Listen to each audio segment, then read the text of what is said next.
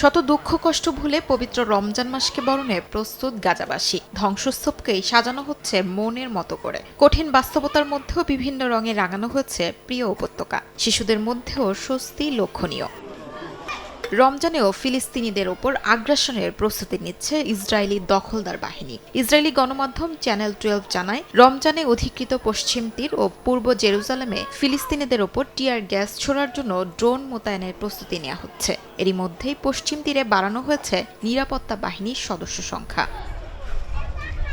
2023 সালের অক্টোবরের পর জেরুজালেমে প্রবেশের কড়াকড়ি আরোপ করে ইসরায়েল। পবিত্র আল আকসা মসজিদে নামাজ আদায়ও জারি করা হয় নানা বিধিনিষেধ। এবার রমজানে মুসল্লিদের ভিড় নিয়ন্ত্রণ করতেই টিয়ার গ্যাস ছোড়ার ড্রোন মোতায়েনের পরিকল্পনা নেতানিয়াহু বাহিনীর।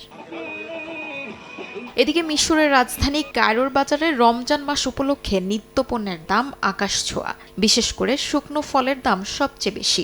আমদানি করা পণ্য বিক্রি হচ্ছে চড়া দামে। এতে করে সাধারণ মানুষের দুর্ভোগ চরমে।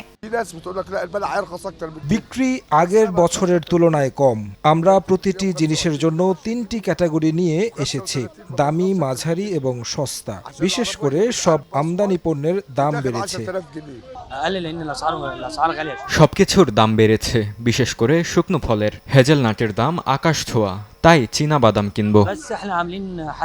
বাজারে প্রতি কেজি হ্যাজেলনাট বিক্রি হচ্ছে 600 থেকে 700 মিশরীয় পাউন্ডে। ফলে সাধারণ মানুষ সুস্বাদু হ্যাজেলনাটের পরিবর্তে চীনা বাদামে নিজেদের চাহিদা মেটাচ্ছেন। এছাড়াও বাদামের পাশাপাশি খেজুরের দামও বেশ চড়া। কেজি প্রতি খেজুর বিক্রি হচ্ছে 20 থেকে 30 মিশরীয় পাউন্ডে। শিউলি রোসা, সময় সংবাদ।